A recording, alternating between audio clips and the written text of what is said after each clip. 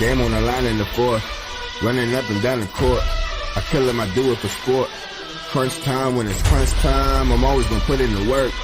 You just keep coming up short, but somebody gotta get hurt. Crunch time, when it's crunch time, ooh, it's all about us in the end now. I ain't out here making plans now. Hit 'em with a turnaround if they wanna see how it pans out. I'm just trying to be a champion, trying to leave behind a legacy.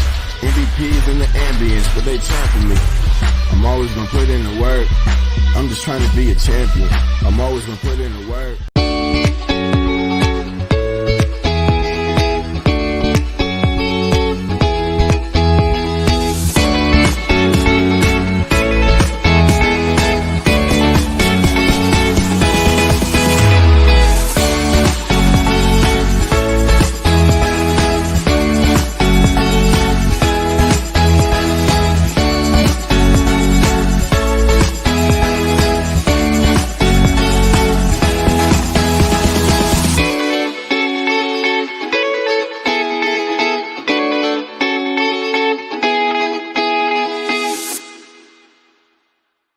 Brother, please let us know for last thoughts, our listeners live and on podcast. All right, we know that I do joke quite often about my attempted escapes from the psych ward, but in all seriousness, the psych ward gang is seriously my idea of representing the military. Representing mental health in the military community. So if you happen to run into any type of mental health crisis or emergency, do not be ashamed nor afraid to dial 988, press option 1. Again, just as I had to do when I was in a moment of crisis, do not be ashamed nor afraid to dial the digits 988. Then press option 1 if you find yourself in a similar mental health crisis. Hello and welcome to the show. This is the WarDawg Trail podcast, episode 112. All right. I have an amazing Marine with me today, someone that I served 3 tours in Iraq with. But before I bring him to the stage, let's go over some announcements for today.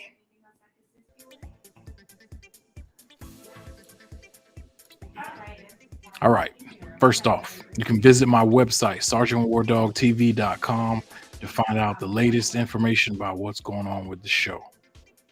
You can visit the Facebook page, Sergeant WarDawg TV, the YouTube channel at Sergeant WarDawg TV, or the Instagram channel at Sergeant WarDawg TV.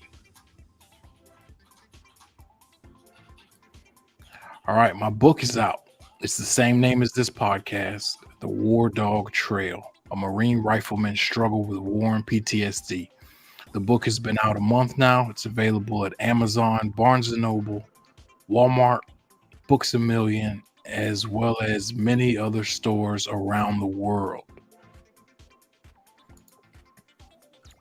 All right, my nonprofit, Camp Doghouse, can now be found at campdoghouse.org. This is my attempt to alleviate the veteran homelessness problem in the Central Florida area.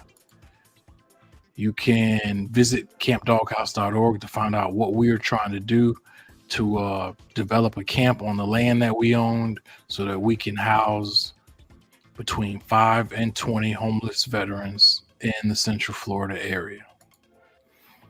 All right, we are brand ambassadors for Reaper Apparel Co. So you can use my code Sergeant WarDawg TV for 10% off of your order at Reaper Apparel Co. We are also brand ambassadors for Hyperion Munitions and their strategic partner companies.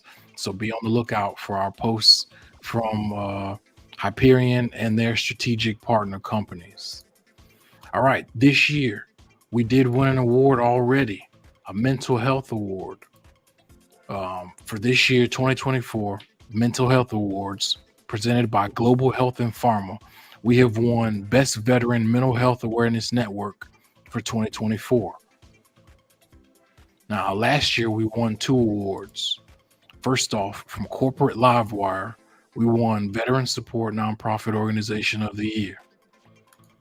Also in the UK, from Acquisition International Magazine, we won Leading Veteran Welfare Outreach Nonprofit Organization for 2023.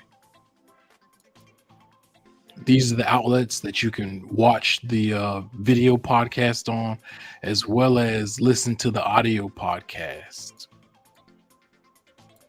All right. I am your host, Sergeant WarDawg. This is the WarDawg Trail, episode 113. And without further ado, I'm bringing you another one of my military ballers on the WarDawg Trail podcast. Someone that, in my eyes, is a true military baller, has made sacrifices, has fought around the world, is an infantry rifleman on the front lines, including the very first day of the Iraq War.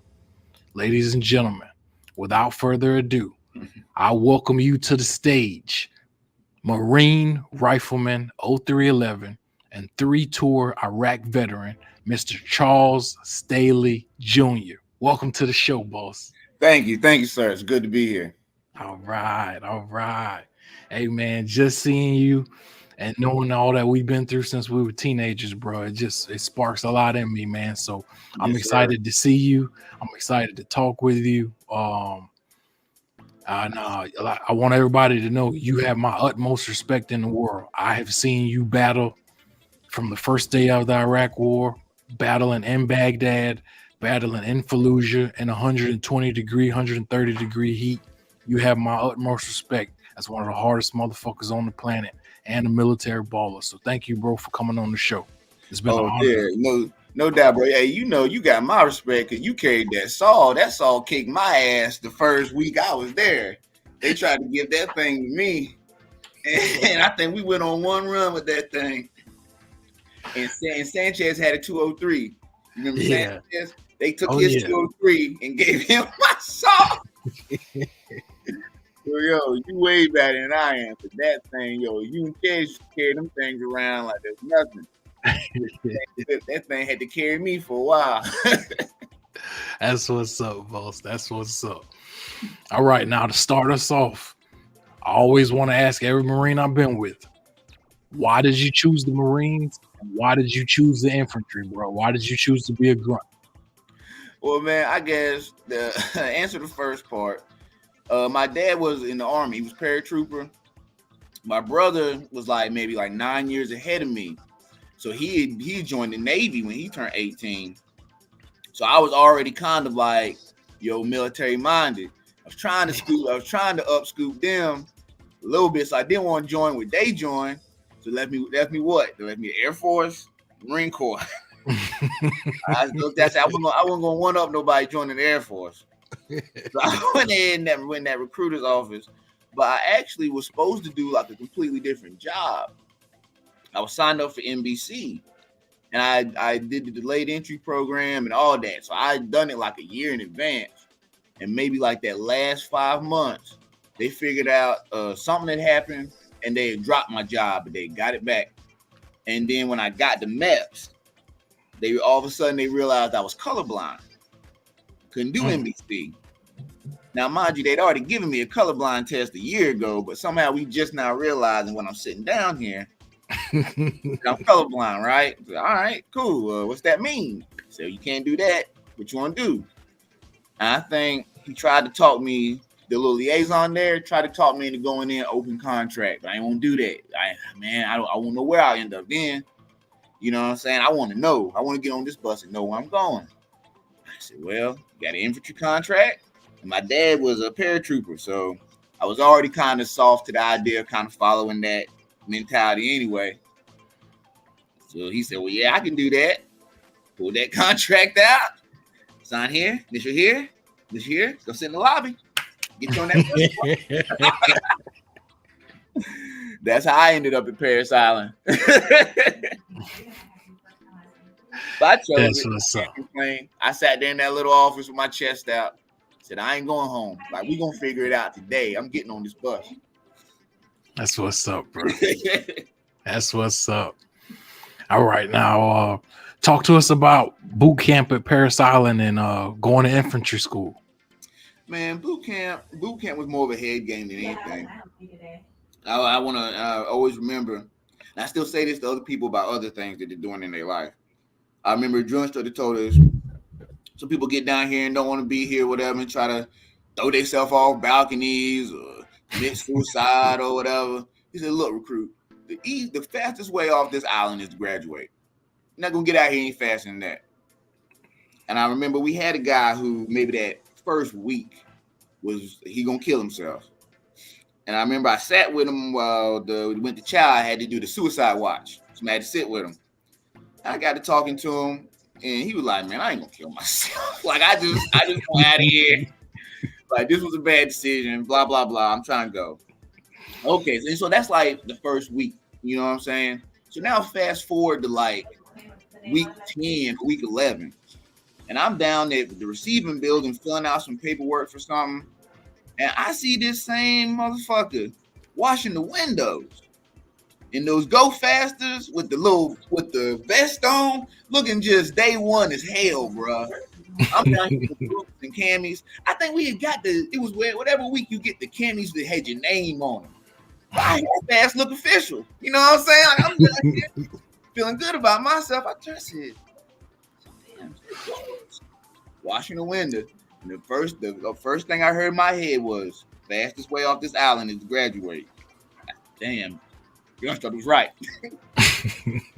Other than that, I mean, it was a head game. As long as you were there to do it, you didn't have any reservations in your heart about being down here. Like, you were here for it. And I think that's what got to some of the guys. Some of the guys that came down there didn't know if they wanted to do it, and then once they got down there, it was hot. Somebody hollering at you. You ain't eating when you want to eat. You ain't sleeping when you want to sleep. Hey, I kill myself. Get me out of here. Get me out of here. But if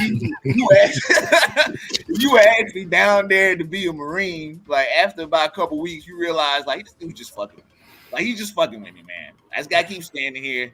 Sooner or later he'll get bored with fucking with me and go fuck somebody else. And that's how I took it. Chow to chow, Sunday to Sunday. Go to church. You go to church to get out of squad bay for about an hour or so. Hang out with the chaplain because he don't holler. You know what I'm saying? And just try to pass whatever little event. Probably about the hardest thing I had in boot was swim qual. It was trying to learn how to swim at that pool with the motherfucker just throwing you in there. Yeah. I figured it out by Friday. By Friday, I figured it out. So other than that, and then infantry school was pretty cool. Just because we were doing more, like you were out of boot, you were Marine now, so you're going out on the weekends and doing stuff, and that's when you were still motivated. Then you were telling people, "Hey, I just got out of boot camp." You know? You're still getting that high and tight haircut. You know what I'm saying? Like you want people to know, hey, excuse me. You know what I'm saying? Yeah. So I remember running around there, blowing every paycheck I got. Running around Jacksonville, paying for taxis and hotel rooms. But that was actually pretty fun as far as Marine Corps stuff goes. You're on student status. You really just taking classes and going to ranges, If you came here to shoot guns, that's all you really did that next 30 days. Yeah. We go to the field and shoot guns.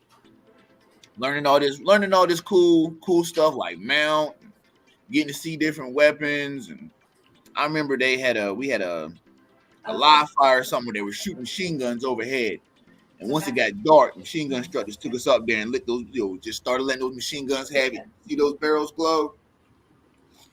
032. Like that first time somebody's showing you something dangerous, ain't nobody, you an adult now. Ain't nobody here to tell you to back up or you can't touch, you can't mess with it. Come here, sit down. Shoot this machine gun right quick. But that was pretty cool. And I want to say I was there with most of the people I ended up with at 2-9. So I was there with Sanchez, Swain, Rojas, Samudio. God, who else came out there with us in that drop? And for other people, I'm sad to say I can't remember at this moment. But they know they were there.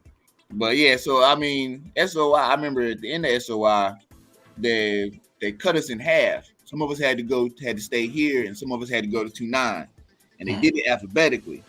But that's why Staley, Sanchez, Swain, Smudio, that back alphabet's what came out to the desert. You know, all the guys from A to something else got to stay there. Got to stay there, Lejeune. Yeah. But man, I was from North Carolina. I got orders for 29 Palms and didn't know what to expect. I want to say I flew out after Thanksgiving, and I've never been at this point in my life. I've never been probably outside the Southeast. I ain't probably been no higher than Virginia, DC area, no further south than maybe Georgia, maybe some part of South Carolina. I don't know nothing about nothing. I leave North Carolina in like December, and it's snowing. They're literally talking about I get the plane up before this weather gets bad. I land in San Diego, and I had to take my hoodie off. I walk out outside that San Diego airport, and there's palm trees. There's a warm breeze. I didn't know it could be like this. Where I'm from, it snows right now. Yeah. You mean to tell me if it can? I came out that SOY hoodie so fast, and I think I had to get the USO to help me get the 2-9 because I was young. I ain't figured out that far yet. Yeah, but getting the 2-9 was such a culture shock when I got out to that desert, boy. And it was they started taking us on runs out there for stuff. They started kicking me in my chest.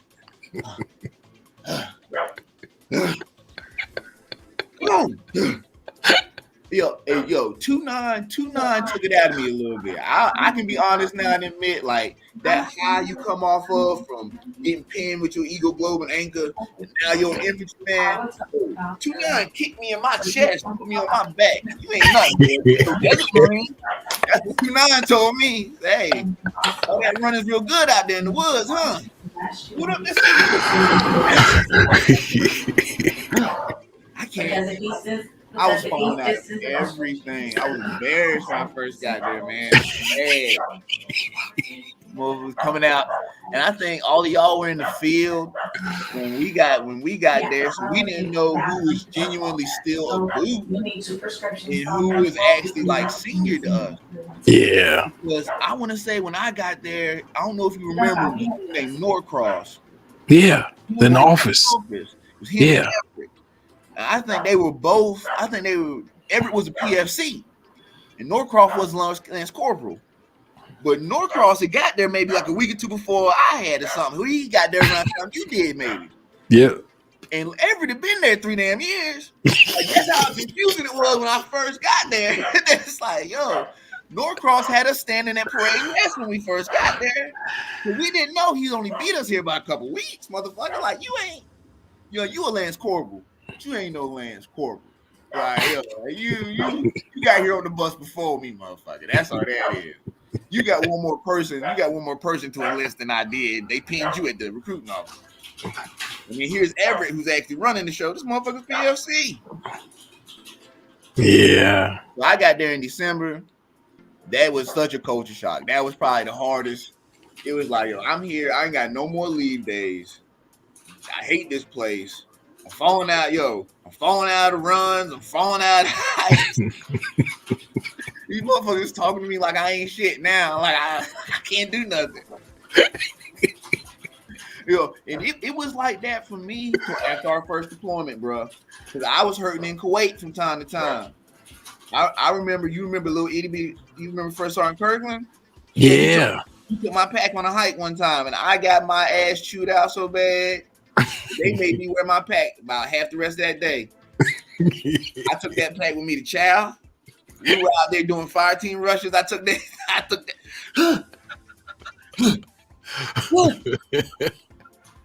They finally took pity on me about halfway through the day and let me leave it, I think, before dinner. But, they made me wear that. Kirkland carried my pack, boy. They got in my ass for that. It was like that for me till after we got back. And I don't know what it was. When we came back after that first deployment, did nothing matter. I run up, down, shoot cookie all day. Whatever this is now, this place ain't shit. Wherever you took me, this place ain't shit now. You're like, I can do this. I can do this all day. They will send me back to Iraq. We hang out tonight. That's what's up. That's what's up. Walk us into going to Iraq for your first time as a Marine infantryman and knowing what you were about to face as you went to Kuwait and then eventually you crossed the border.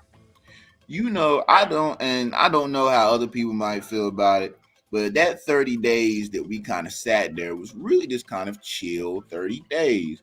We were doing drills and stuff, and we were cleaning weapons. We're doing the gas mask drill. Like, we're really preparing for what could lay for us behind. But yo, other than that, like you're sitting in the hood, smoking cigarettes, just trying to keep your mind off of it when you don't have to think about it. Like, you sitting around smoking cigarettes, having a good time. I think, excuse me, like just hang that off. But I guess what kind of made it for me a little bit was, you know, when we got there, the guys that were senior to us were pretty much at the end of their enlistments. Like, they had extended to go to Okinawa, and then the war happened. Yeah. They were pretty seasoned. They had done all this stuff. They had done all these, they got on boats. They had done the aquatic stuff. So even though that wasn't like relevant at the time, like you're talking to them, yo, they feel seasoned as fuck. You know what I'm saying? And I think I always look back on it and feel like, yo, had we not had them there, it might have felt a little more hectic or whatever. But you felt like you were taken care of by people that were seasoned. You know what I'm saying? Like, they were about to get out and thought they were going to Okinawa. But yeah, guys like Hainer, we had Hainer, Tardif, God, who else? Corporal Irish, Corporal Garza, Millsap. All those boys have been there and done just damn near everything the Marine Corps wanted them to do, fucking around, because there wasn't no war. Now there's a war, but they know what to do. You know what I'm saying? Like, hey, I can listen to Corporal Tardif. I just listen to Corporal Hand, Corporal Sharp. I forgot him. Yeah, he had got there from but he had come from security forces, so like he was a corporal. But yo, for him, this was, and for all of us, and what equalized it, despite that, was this was all our first dam. No matter how seasoned they were, you know what I'm saying? Like, this was all our first time doing the real thing. Yeah. You know what I'm saying? So everybody had like a seriousness to them within that jitter. Just like, yo, nobody's kind of fucking around. We're all a little nervous here, but hey, they know what to do. They've done these drills a million times. You know what I'm saying? Like, yeah. Just listen to him. He gonna get me through it. I'll be all right. I eat chow when he say to eat. I keep this gun clean. They allowed me to be able to do some of the basic Marine Corps stuff. Like, I had good leadership. All I had to do was eat chow so I could work and keep my weapon clean so it can work. And, you know, and just listen. That's all I had to do. And then when it finally kicked off, when it was like, hey, pack it up, we're moving. You're getting to the LOD and you're doing a little bit of this, you're doing a little bit of that to get ready. And by then I had a 203. By then that they'd already realized me with a saw was not gonna work. I'm in here like, yo, I got this rifle, like I'm good. Jazz is the one over here trying to figure out how to get in the back of this trap.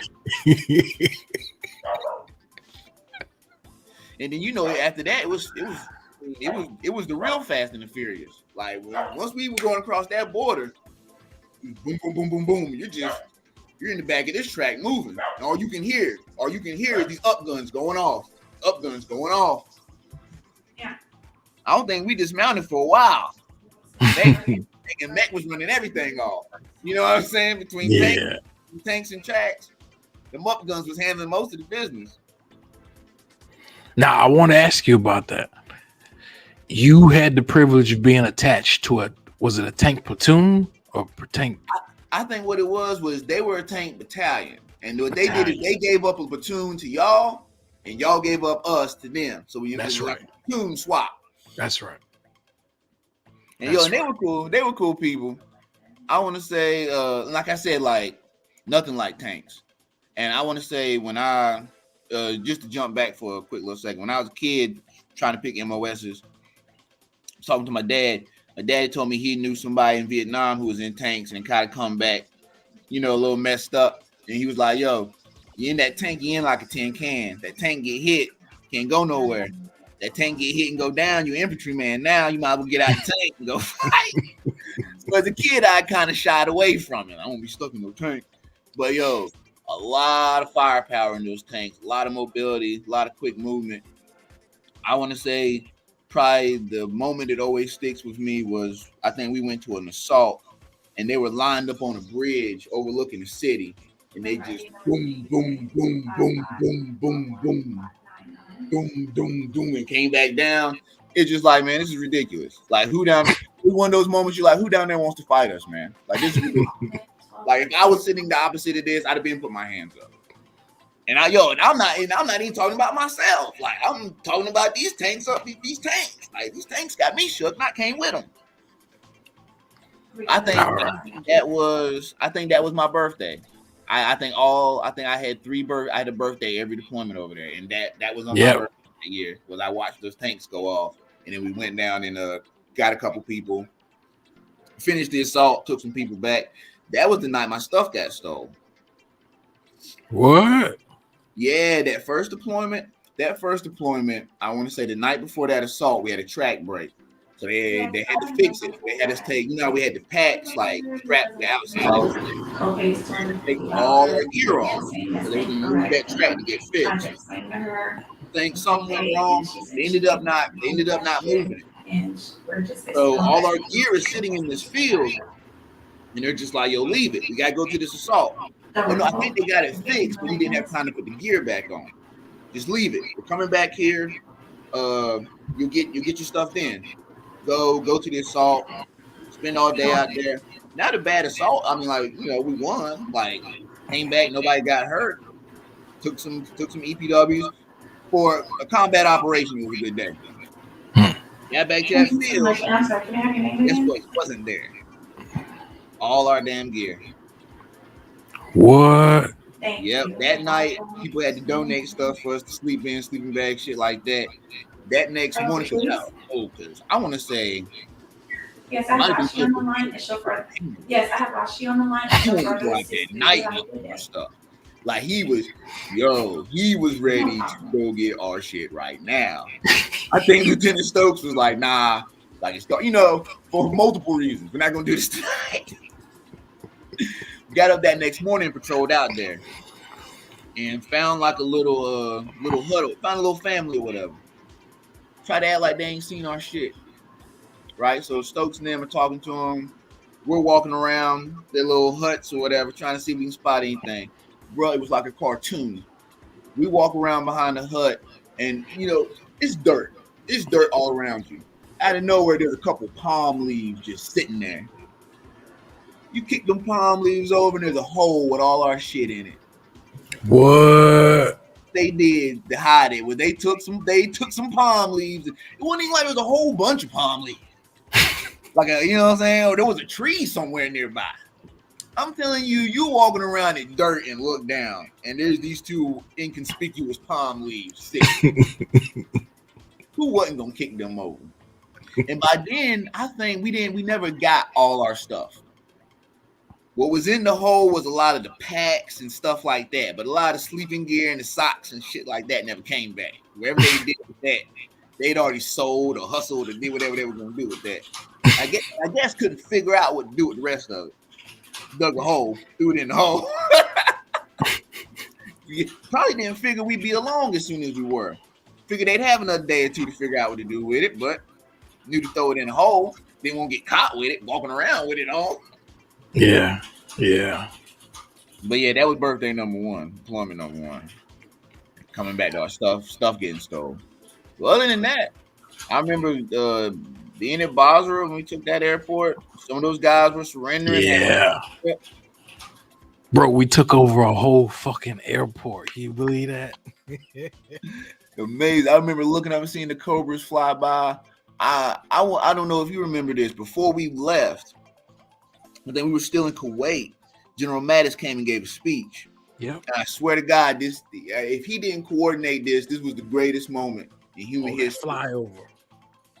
This man is talking about different stuff, and as soon as he mentioned it, he said something about tanks and two tanks go driving by. He said something about, we got the greatest aircraft in the world. I'm standing there like, how can we not win? I'll fight the war right now. Like, let's go right now. Like, yo, I made the right decision here. I'm with the right side. This man is speaking and calling armaments into existence. If he speaks, these things are just appearing around me. It's amazing. I never forget that. That's always one of my key, like when I think about like, my moto moments. It's like that was the key moto moment where I was just lost in the Marine Corps. Somebody could have came out and been like, hey, go over here and burn this house down. I'm lost in the Marine Corps right now. Marine Corps said burn the house down. I don't even know what's in the house. You see tanks go by, you see them helicopters. Just do it, because I'm lost in the Marine Corps right now. Beautiful. When you're young, it's a beautiful moment. Right on, bro. Right on.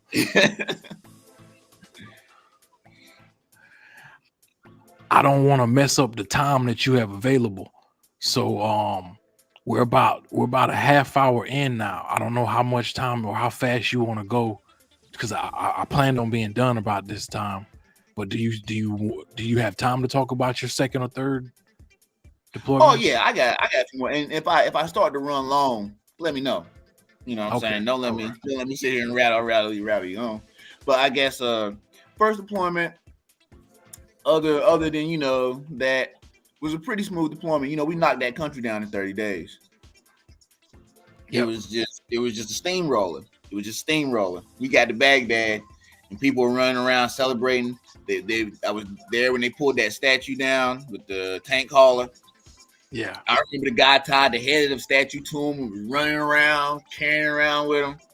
And at the end of the night, he ran outside the perimeter with that thing, and we couldn't let him back in. He slept on the bench with that thing, I believe. Laid down on the park bench with that head, feeling big, boy. I could never probably imagine what it was like for them. The deal, somebody is here, and your whole world is turned upside down. You know what I'm saying? In this dynamic way. A man, it would have killed you for what you're doing right now. Like you've been running up and down the street doing it all day. Just doing it all day.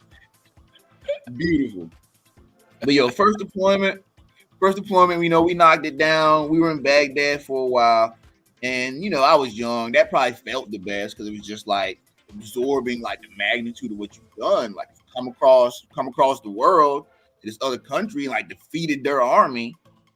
You know what I'm saying? You're walking around their streets like, this feels like yours now. We were sitting around that water treatment plant, smoking cigarettes and playing spades, having a good time, feeling like kings of the world. You know what I'm saying?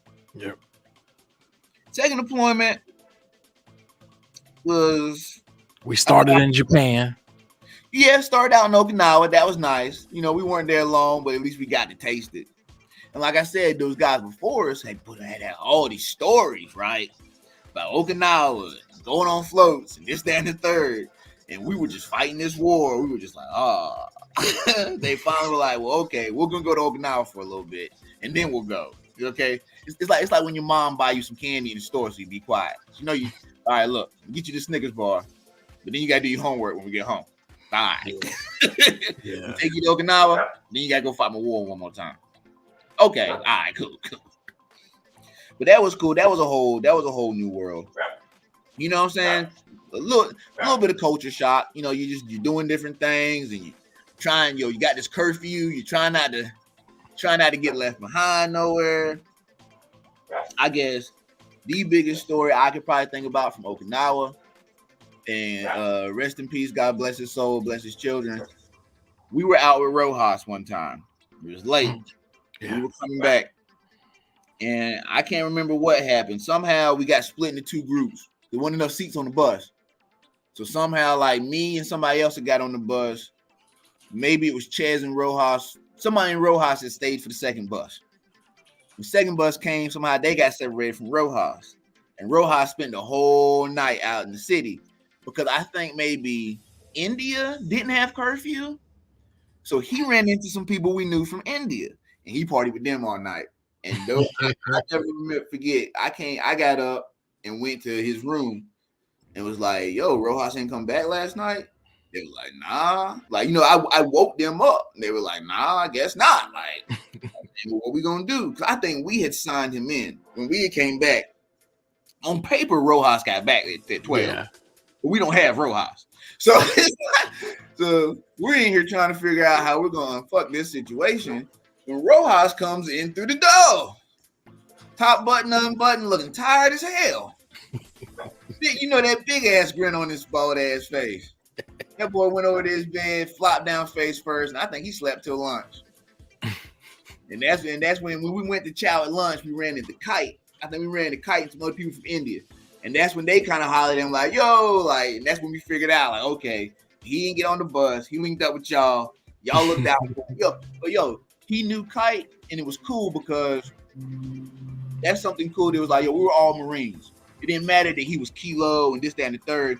Kite knew Rojas. He looked out for him for the rest of the night. Like, those boys knew him. He just rolled with them till they got back, till they could come back. Ain't like nobody blew him up. Ain't nobody tried to report him or turn him in and none of that shit. Lance Corporal Underground took care of that. When we got there, patrolling out of the dam was pretty cool. I like being at the dam. We met the AZs. That was another like culture shock. Like I'm meeting these people, and to be real, like as ignorant as I was as a young man, that was probably the first time I had met like a white Muslim, or with the Chechens too. Knowing about the Chechen snipers, this was that concept of like a white Muslim. Like wow, like I didn't know they did that. Like I didn't know it was like a cultural thing. There's a whole another part of the world, young man. It spins like a whole different way. Yeah. But that was cool. Then we had the assault. The assault. We left for the assault about 3 days after my birthday that year. So that was my birthday present that year, was that we packed up and we went to Fallujah. All right, just to clarify, he's talking about the first assault on Fallujah after the Blackwater guys were hit. That's Operation Vigilant Resolve. Correct. But yeah, we got out there and hit them hard. Hit them till they cried for a ceasefire. Right on. You know, and so we did our job. Because I remember the report coming in that, you know, convoy had been hit and it had made the unit combat ineffective. And that's probably one of the few times you'd heard that word get used so definitely. Yo, they're combat ineffective. Like something's got to happen. They can't do it anymore. Y'all got to go. Like pack your stuff. But that was the Marine Corps way, right? Like, yo, you're always kind of sitting on pins and needles waiting for the next word. That was the next word. Hey, you're packing up. You're not gonna stay here no more. You're packing up. You're going here. And I always remember. Okay, hold on. Day or two before we went in, and let them know, hey, coming. You're not trying to fight. You might want to leave.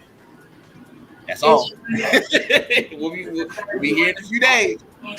Yo, in a few days, we came and we brought the thunder. I remember seeing just let me know. Jason Smith, Tall Smith, Mitty had the last. Yeah. I always remember he took some shrapnel off the top of his saw. Yeah. And so they called him for a medevac. But I swear to you, Mitty walked out of there as cool as Mitty could ever be, man. What's up, Chuck? Got the thing and left. Got the medevac and left. Mitty was like he was just taking the time out. You know what I'm saying? He gonna be back. Like he's gonna be back. You know what I'm saying? Looking unfazed. You know what I'm saying? We were out there with some real animals, boy. There you go. It felt good to be around like professionals. Yeah. But we lost the Maya out there. I can't see the track. It went down and showing that it was that movement. We lost the Maya. And I remember that was I always remember that around Easter time. I think it was either around Easter that year. Like his parents were gonna find out like Easter Sunday. Yeah. So that always sticks with me. And I know it sticks with a lot of people. I see people post on Facebook every year. Yeah. They post, pictures of the grave and stuff like that. But other than that, that was probably the biggest thing at Second Deployment. We went to Fallujah, we fought that, and knocked it down. And with the way we have been brought into it, I think they showed us that video of the contractors. They jazzed us up to do the job, and we went over to do the job. Yeah. But after that, I think we went back to the dam after that for a little bit. Don't forget about Karma 2 days later now. Oh yes, how could I forget? Thank you, sir, because that was 14 hour firefight. Because that was the day I saw F-18 knock down a mosque with a bomb. Yes. And that was marvelous. I don't know any other way to describe it. I always see it with that young man's eyes. I'm sitting in this ditch, and you hear that roar come over, and it's light, and then comes down a little lower. It gets louder. He comes up on it, comes overhead, and I swear I didn't even see the bomb come off. It happened so fast. He was here and then it was gone, and so was it. And so is it. It was just like, yo, you want to keep playing games? Like, we can climb to this level. Yo, later on that day, Tanks gets there, I remember. And there's some guy out there with an AK in the middle of this palm grove just determined to be heard. Pop, pop, pop, pop, pop, pop, pop, pop, pop. Just, hey, he's going to take a stand. That Tank stopped and looked out over that palm grove. You ain't hear nothing. And Tank sat there for a second. Do it again. Tank turned his head and drove off. I said, ain't nothing meaning that. Ain't nothing meaning that. That Tank said, well, you want my attention, boy. You got it. Yeah, what? He's like, oh, hey. Oh. Actually, in Karma is one of the times I want to say I had a little bit of a close call, because I was in a ditch. I want to say, who was I with? Staff Sergeant Pearson was in the Humvee, and maybe Miller was in the machine gun. And who was driving? I want to say maybe John Stone was driving the Humvee. I can't remember. But I got in this ditch overlooking that palm grove, and they had shot a mortar round. And I remember that mortar round fell close enough, boy.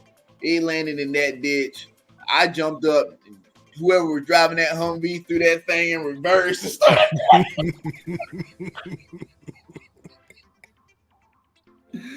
But I think maybe LAR, somebody had got on it and took care of the mortar situation. But yeah, I'll never forget. We dropped that mosque out there, and I remember, man, they're just talking about over radio, like, yo, they cannot get fire superiority today, boy. Whoever we out here fighting, they here to fight today. They're not going home. Let's send them home. You know what I'm saying? Say, yo, Tanks will be here. Tanks will be here a little later. Just figure it out. And then by third deployment, I think maybe a little bit of, for lack of a better term, you know, that senioritis, like, I'm getting close to getting out of the Marine Corps. Done this a couple times, so that the concept of deploying is new to me. And I think maybe around that time, I was maybe a little bit in my mind, I was kind of just like, yo, this is gonna be the last deployment for me. I just gotta make it through it. Mm-hmm. Everything will be all right. But that was the year that the Iraqis got to vote again. Yeah, So, you know, we were lucky to be over there to participate in elections, stuff like that. We got to go back to Fallujah and kind of see the city after it being really devastated, and work those ECPs and stuff like that. And if anything, that third deployment really taught you. It really taught you how full spectrum of war has to be, and how hard that back end is. It's real easy to win the front end. All you gotta do is beat the other army. That's all you gotta do. Get in there, knock out the other army, and run their president out of the capital.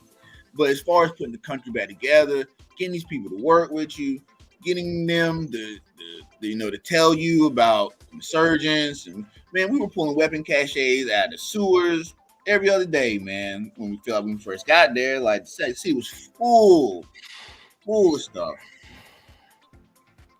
But it was a real late. But that, like I said, that was almost like more like a police deployment. It was just like, yo, it wasn't a whole lot of action all the time. You might get something out there on the street from time to time, but probably the biggest, some of the most stressful times was probably just kind of being, without lack of a better term, about being there. And I remember we were patrolling one night, and the curfew was about to lift, and so all these people were getting in their cars, try to go to work and stuff, and we're just out there in the middle of the street trying to figure out, like, do we stop them? Do we do this? And when I look back on that, it's not like all these cars had bombs in them or some shit. It was the anxiety of it. It's like, we're out at night. We don't know what's about to happen. Curfew's lifting. All y'all getting in cars. Like, we have to have some kind of control over the situation. And that was probably like the most anxiety from that third deployment, was just constantly having to have control over the situation. We're running ECPs. We got to try to find bombs. Right. Looking in the back of these trucks with these sticks. You're scanning cars, scanning people. You know what I'm saying? You're looking for something, whether you ever find it or not. You're standing tall to try to find it every day. Right on. Let me get you transferred over. But and by then we had gotten some people that were boot to us. So maybe even that elevation kind of in Marine Corps social class makes you feel I'm senior salt dog. I don't care if I'm less. I've been here 2-3 years more than you. Shut the hell up. You know what I'm saying? Go do what I need to do. And plus by then I'm not doing like a lot of the lower level work anyway. I'm not burning sugar bags. I'm running the backscatter. Like, I've been here a while. I'm cool with Staff Sergeant. Like, he won't have a conversation with me anyway. He can't do that. 12, 18. But I remember I had a birthday out there, and we were down at the whatchamacallit, and I think maybe Media got some Haji liquor. He had stuck some Haji liquor down there, and I had a good damn time that birthday. I stood down there at the very end where you would check the IDs for people. Stood out that little bunker and got wasted. I remember one time me and Samudio were down there, and there was a Spanish guy, Iraqi guy that worked for the Mexican embassy. He comes up and he's trying to get in, and it's near the end of the thing. I was trying to be funny, right? And I said something in Spanish like "no mas" or something like that, thinking he wasn't even gonna understand what I said. You know what I'm saying? He heard me speak Spanish and latched onto it. And this man began speaking Spanish to me fluently. I said, "What?" Hey, Studio. He comes over here, and the guy is still coming at me like, this is gonna get him in, right? Like, oh, mi hombre. I'm like, hey, him. And that's how Josh finds out, like, yo, he's from the Mexican embassy. Like, that's why he speaks Spanish so well. I was like, well, hey, figure out, tell him he can't come through. But yeah, that third deployment was mostly police work. And by then, like, we weren't the boot, so I wasn't doing like a lot of the lower level stuff. Every once in a while, I'm a team leader or something like that. I get to be in charge or whatever. Or I'm carrying the radio. I'm doing something that they wouldn't trust in no boot. You know what I'm saying? It's something they don't want no boot to do. Like, he'll fuck it up. Like, get that shit to sleeves. He'll do it. He's been around long enough, even though he don't want to do it. He know how to work radio. All right. But yeah, and then we had a good little rotation there. We were going to the FOB, doing different stuff. So that was really cool that we were able to go back and get supplies and take showers on the regular by that third deployment. By that third deployment, you were just kind of there. It really did just about this it didn't have that rush of the first deployment. And even that second deployment, the country still felt rough. You know what I'm saying? Like, the insurgency level felt higher. You know what I'm saying? It really was, hey, we're going to drive at night with the headlights off because there might be a bomb on the bridge and somebody might be watching it. So we're just going to try to get across the bridge. We're just going to try to get across the bridge. By third deployment, it was still dangerous, but it calmed down a little bit. It calmed down. It had like a little more scaled down. In my opinion. It was still dangerous. Right. We still had issues, but I don't know. Just when you think about your second deployment, we went to Fallujah because a unit got made combat ineffective. Like, they lost so many people in this one roadside bombing. You know, and just after a while, just weren't accurate anymore. They were blowing these bombs early. We were on a patrol. I was on a patrol one time when they blew one early. We were going patrol with the Iraqis. And I want to say the Iraqis, like, this hand was them and this hand was us. Like, the Iraqis had walked past it, and we were getting ready to walk up on it. When I think country. And when country saw it, he told us to get back. And I think whoever was going to blow it knew that was their time. And they blew it. Okay, hold on. Thank you. They blew it. Yeah. And so we got down. Of course, you never find who make everybody stop in place.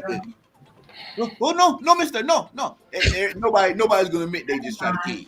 You know what I'm saying? If you're gonna take this whole street downtown, you know what I'm saying? Like you ain't gonna get it today. And that was another time I felt like, like that was a close call because a lot of times I was point because I was senior. I didn't really have a billet like that, but I knew how to lead, how to lead a patrol. So a lot of times, for every reason that day, if you needed me to be a team leader, I was in the back. So it's whatever reason that day, like I could have saw it, I could have not saw it. Who knows? Country saw it. You know what I'm saying? For whatever reason, I always thought like God switched the lineup that day. Say, hey, we'll put you in the back and let country be up there. Nobody get hurt. Like you might, whatever reason, boy, you might be tired, you might be lazy, whatever. It's just today, for whatever reason. I have someone on the line who will further assist you. All right, boss. That's what's up, man. That's what's up. All right. I don't want to take up too much more of your time, but yeah, this thing is just after 3 deployments, you just got story after story after story. Yeah. I really want to tell you thank you for taking the time out of your day to reminisce with me, to talk about the sacrifices that we both made during our 3 tours over there in Iraq as Marine Infantry Rifleman 0311s. Everything that you said here today, you just took me so far back, I can't even put words to it. I'm so glad to hear you talk about everything you spoke about, so you actually reconfirmed things for me that, I have to ask, like, did that really happen? But you just confirmed so much of it. I feel you. Yeah, there's times where it's like, man, am I remembering this right? You know what I'm saying? Like, was it that? So yeah, it's always good to hear somebody else like, yeah, bro, it was like that. Definitely. It was good to be on the show, man. Anytime, like, you doing the 3-4 thing or whatever, hit me up, let me know. I'll come back and blabber on some more. All right.